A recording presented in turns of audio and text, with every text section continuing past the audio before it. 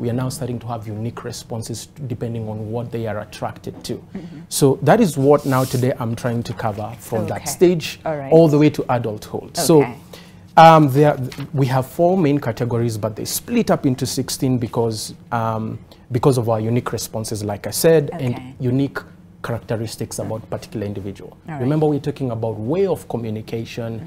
We're also talking about how you respond to the world. So reactions and responses.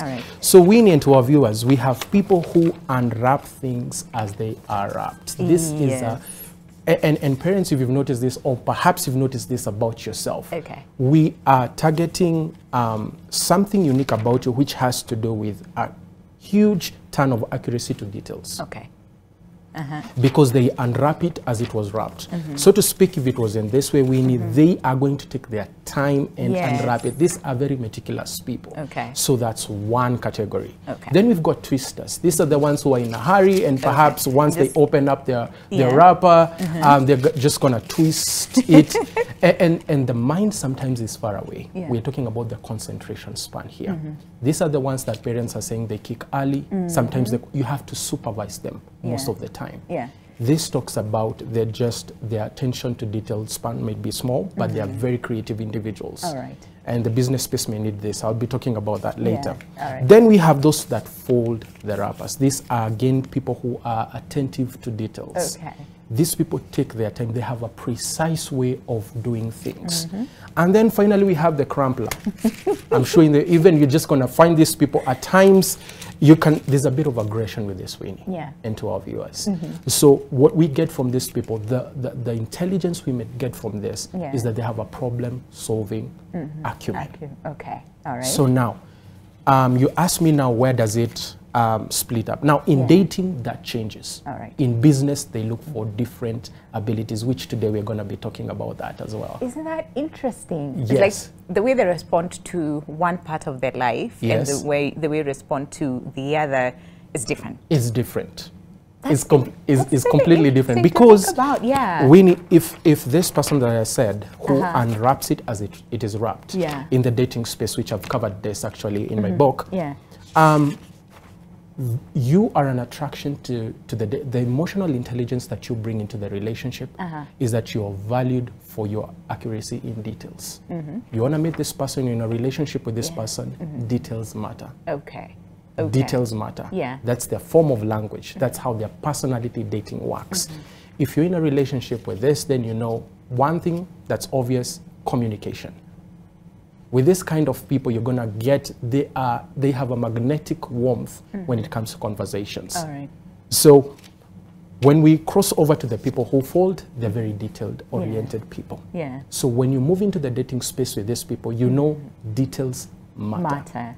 Tell me about, they are precise. I want to know how your day was, or what, I mean, if it's a conversation with you, tell me everything. And I mean everything in caps. Then we have the crumblers. What they bring into the relationship space is problem solving. Give them a problem, they have a methodology. Will solve it. Now this changes again in business. It's very interesting, very quickly before we talk about business, because when you see that, you know, and again, like you said, there's some bit of aggression, but then again, you know, that might be on the weakness side, on the but dating then again, space, on the other side, because like we said, the responses are different. The responses are different. Because then someone might judge them and be like, this one is careless, this one is this based on how they met them. And Winnie, and thank you for pointing that out. This is where we have the primary stage of a behavior and the secondary stage of the behavior. If you meet these people on a first glance, you'll be pushed away because of their aggression. That's true. But you didn't see their secondary advantage of their behavior. They come in with problem-solving skills. So that is why we have to talk about personality dating, because if I'm to meet them at their primary stage, I'll be pulled away because of their details. I mean, all the time they may look nagging, but they're not. They are attentive to details. Conversation, you might be drained because all the time they want to talk. Like, give me a break. Give me a break, you know, for a moment. So they have conversations, and if she's a lady, be prepared for that. You have to be on the listening side. We already talk too much, so then you make this one. Just prepare. And Winnie, this can be interesting if you find a dude in this space who twists because they are really gonna talk and talk. So preferably on dating, they may need a partner who's... Okay. This is where now the dating comes in, because now when we talk about what happens when the twister ends up in a relationship with a crumpler. Problem-solving skills, conversation. In this relationship, we are going to have people who move forward. Perfect. Do it quick. What happens when they meet with a folder? The folder will now manage the conversations. What do we talk now? What do we do later? All right. That's where now the personality dating comes in. Okay. Yes. So if they move again with the people who leave things as they are, the challenge in this relationship, because they can accommodate, but not everything. Okay. Not everything. To some certain level. To some certain level. They're like, okay, this is just this too is much. Now, let's just hold this for another time. Okay. So that happens on the secondary stage. Okay. But if we meet people on their primary stage, which is why I said do not judge too quick. Judge, yes. And once you learn more about the book on personality dating, you get to see the primary stage, then the secondary stage, and you get to value them more. Interesting. Yes. All right. So on the business side, or career, like professional side of them, what exactly do they look like? From the first one all the way to the crumpler. All the way to the crumpler. Now, when it comes to the business space, this is where things get a little bit interesting. Okay. There are companies that are focused even on your eating habits, because there's something they're looking for. And that's what I need our viewers to understand today. Okay. Times are changing, and maybe interviews are not in the traditional space where you meet a couple of people, a board, and explain yourself. People now going on the extra space to really get to know eating habits, social media habits. Even when it comes to even how you organize your closet, can give them managerial skills about you. So the business space is looking for something a little bit more beyond the CV. It's the soft skills. So now when it comes to those that leave things as they are, what personality intelligence in business, or the corporate world, so to speak, is looking for people who have a precise way of doing things. Your personality intelligence will be efficiency. And that's what the corporate world is looking for. Precisely.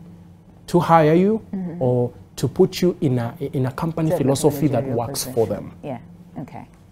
Your personality intelligence for the twister, you're loved and appreciated for your spontaneity and creativity. I'm grateful that in this age, we now have social media space, and now people are seeing the value of that. Spontaneity is highly valued in relation to the vision, the mission, or the purpose of the company. And for those who fold folders, what the company intelligence is looking for in terms of personality intelligence is that you are good with details. Precise way of doing things, and there are management positions that look for that. And eventually the crumpler, and I think by now you know, because of their problem-solving skills, they are valued. And this, now, Winnie, this is what has been valued for a long time. You know, sort of to speak, you have to have this problem-solving skills. You have to come with this acumen. But now we have room for more. Absolutely. And one of the things that we've noticed now, and like you're saying, the way, interviews are conducted right now is a bit different from the traditional way. And now some of the skills that people look at are not so much on the hard skills but on the soft skills. And one of the things that you talked about is problem solving skills. So this is really then interesting to see, because like we said, you might judge them on a base level, but really there's so much more to this group of people. Okay, is it possible to have, because now this is me thinking, so is the first one the type A, type B, type C, and D, which we are more accustomed to to thinking. And can you have more than one? Because now, just judging from those, I see 2, maybe 3 for myself. For yourself, right? So number 1 is leaving things as they were. If it's unwrapping, you unwrap, and then make sure you unwrap the way they were wrapped. And then the folding. And the folding, And then maybe a little bit on the twisting, depending. Sure. So I'm like, okay, so I can relate to the 3. To the 3. And Winnie, it is very much possible. It's possible. It's possible to have 2 to 3 personalities. See, now in the business space, depending on what perhaps your view is, you might be hired for this. But there are 2 more aspects about you, and that's what we're bringing out to the viewers. There's certain levels of your personality that trapped in your secondary